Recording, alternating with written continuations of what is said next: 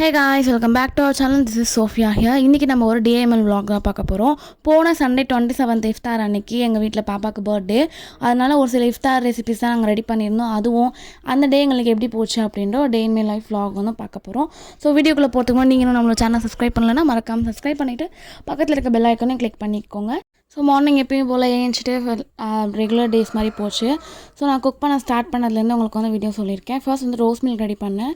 அதுக்காக first milk நல்லா நம்ம பாயில் பண்ண வச்சுட்டு சைட்லேயே கொஞ்சம் அகர் போட்டு ரோஸ் மில்க் பண்ணலாம் அப்படின்னு அகரை இந்த மாதிரி நல்லா பாயில் பண்ணி அதை ஒரு ட்ரேயில் செட் ஆகிறதுக்காக ஊற்றி வச்சாச்சு.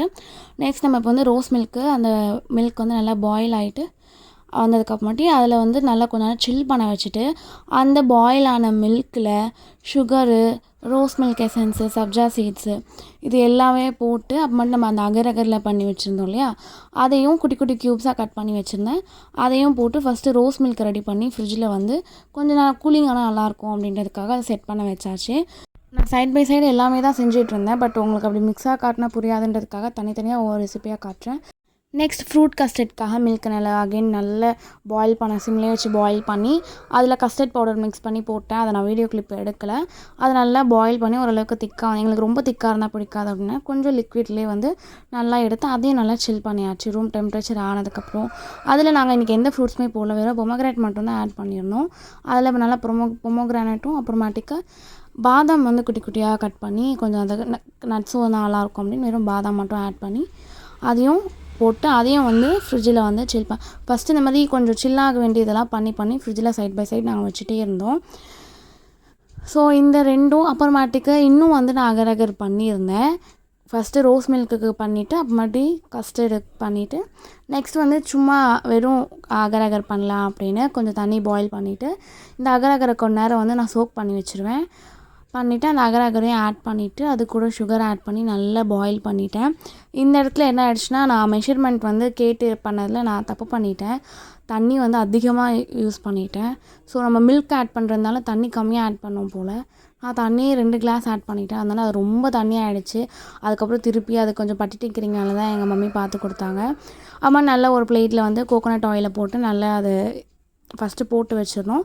அப்புறமாட்டி மில்கில் தனியாக ஒரு பவுலில் வந்து மில்க்கை நல்லா காய்ச்சி நம்ம காய்ச்சினோம் இல்லையா, அதில் வந்து ரோஸ் மில்க் எசன்ஸ் வந்து ஊற்றி அதை ஒரு பக்கமாக செட் பண்ணி வச்சாச்சு. ஸோ ரோஸ் மில்க் அகர் மாதிரி.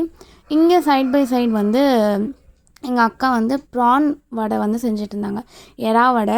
ஸோ நாங்கள் எல்லாமே தனித்தனியாக பிரிச்சுக்கிட்டோம். எல்லாருமே ஒருத்தரே எல்லாமே செஞ்சால் ரொம்ப நிறைய இருக்க மாதிரி இருக்கும்னு நான் கொஞ்சம், எங்கள் அக்கா கொஞ்சம், எங்கள் வீட்டில் எங்கள் அம்மா கொஞ்சம் தனித்தனியாக பிரித்து செஞ்சோம். ஸோ எங்கள் அக்கா வந்து எறா வடைக்காக அவங்க ஃபஸ்ட்டே எல்லாம் ரெடி பண்ணிட்டாங்க. அதனால் வீடியோ ஷூட் பண்ண முடியல. எல்லாம் ரெடி பண்ணிவிட்டு அவங்க வந்து எறா வடை போட்டு கொடுத்தாங்க. அங்கே இருந்ததுலேயே ஹைலைட்டே இந்த எறா வடை தான். ரொம்ப சூப்பராக ஃபஸ்ட் டைம் ட்ரை பண்ணுறாங்க அவங்க.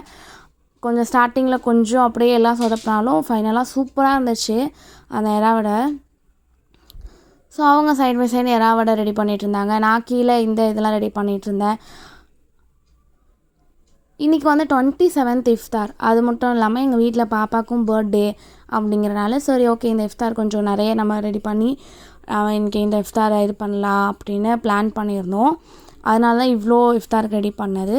அப்புறமாட்டிக்கு எங்கள் அம்மா வந்து அந்த சேமியா கஞ்சி அது செஞ்சு வச்சுருந்தாங்க.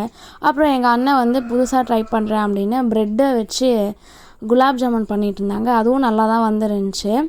இந்த மாதிரி எல்லோரும் ஸ்ப்ளிட் பண்ணி பண்ணதுனால எங்களுக்கு இவ்வளோ செஞ்சோம் அப்படின்ற மாதிரியே தெரியல. ஆளுக்கு கொஞ்சம் கொஞ்சம் பண்ணி அதுவே நிறைய வந்துருச்சு. இங்கே குலாப் ஜாமுன் அந்த ப்ரெட்டை வச்சு நல்லா மில்க் பவுட்ரு எல்லாம் ஆட் பண்ணி அதை வந்து இந்த மாதிரி ரவுண்டாக பிடிச்சி அது எப்பயும் போல் நம்ம ஃப்ரை பண்ணி சுகர் சிரப்பில் போட்டு வச்சாச்சு. ஸோ அல்ஹம்துலில்லாஹ் இதான் இஃப்தாருக்கு. சன்னா வந்து நான் ரெடி பண்ண வீடியோ வந்து எடுக்க முடியல, அதுவும் அம்மா தான் செஞ்சாங்க. ஸோ இஃப்தார் எல்லாம் முடிச்சதுக்கப்புறம் நாங்கள் அங்கே ரெடி பண்ணிகிட்டு இருக்கும்போது இங்கே பாப்பாவுக்கு பர்த்டே அப்படின்றனால அண்ணன் இங்கே வந்து அந்த பர்த்டே கேக் கட் பண்ணுறதுக்காக டெக்கரேஷன்லாம் பண்ணிகிட்டு இருந்தாங்க.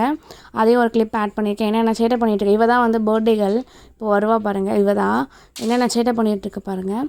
அதுக்கப்புறம் இஃப்தார்லாம் முடிச்சுட்டு எல்லாம் ரெடி ஆகிட்டு பாப்பாவுக்கு கேக் கட் பண்ண ரெடி ஆகிட்டோம். இதான் அவங்களோட அவுட்ஃபிட்டு. சரியான வாயாடி, கேக் எடுத்து வைங்க, சீக்கிரம் கட் பண்ணலான்னு சொல்லிக்கிட்டே இருந்தா. ஸோ ஃபைனலி அவளுக்கு வாங்கியிருந்த கேக் இது தான். கேக் ரொம்ப நல்லா இருந்துச்சு. இங்கே பக்கத்தில் இருக்க ஒரு பேக்கரியில் தான் வாங்கியிருந்தோம். ஸோ எல்லா குட்டீஸும் இதெல்லாம் எங்கள் வீட்டில் இருக்க குட்டீஸ், எங்கள் வீட்டில் குட்டீஸ் அதிகம், எல்லாரையும் வச்சு ஒரு வழியாக கேக் கட் பண்ணியாச்சு. கடைசியில் பர்த்டே பேபி கேக் கட் பண்ணல, அவர் தவிர மற்ற எல்லாருமே கேக் கட் பண்ணாங்க. இந்த வாட்டி நல்லா அழுகாமல் அழகாக சமத்தா கேக் கட் பண்ணிக்கிட்டா. யார் கூட்டுறாலும் இல்லையோ அவள் கையில் ஒட்டுறதுலாம் சாப்பிட்டுட்டா. எப்போ பார்த்தாலும் சாப்பாடு இனிமேல் சாப்பாடை பற்றி பேசினா வாய் இருக்காது, வாயில கடிச்சு விட. ஸோ அப்புறம் ஃபைனலாக கொஞ்சம் ஃபோட்டோஸ் அவளை வச்சு குட்டீஸ் எல்லாம் வச்சு ஃபோட்டோஸும் எடுத்துகிட்டு அந்த டே வந்து சூப்பராக அல்ஹம்துலில்லாஹ் வந்து ஃபினிஷ் ஆகிடுச்சு. ஸோ இந்த vlog வந்து உங்களுக்கு பிடிச்சிருக்கும்னு நினைக்கிறேன். நெக்ஸ்ட் இதே மாதிரி சூப்பரான வீடியோட உங்களை வந்து மீட் பண்ணுறேன். Until this is signing off, Sophia. நம்ம சேனலை சப்ஸ்கிரைப் பண்ணி மறக்காமல் பக்கத்தில் இருக்க பெல் ஐக்கானை கிளிக் பண்ணி வச்சுக்கோங்க.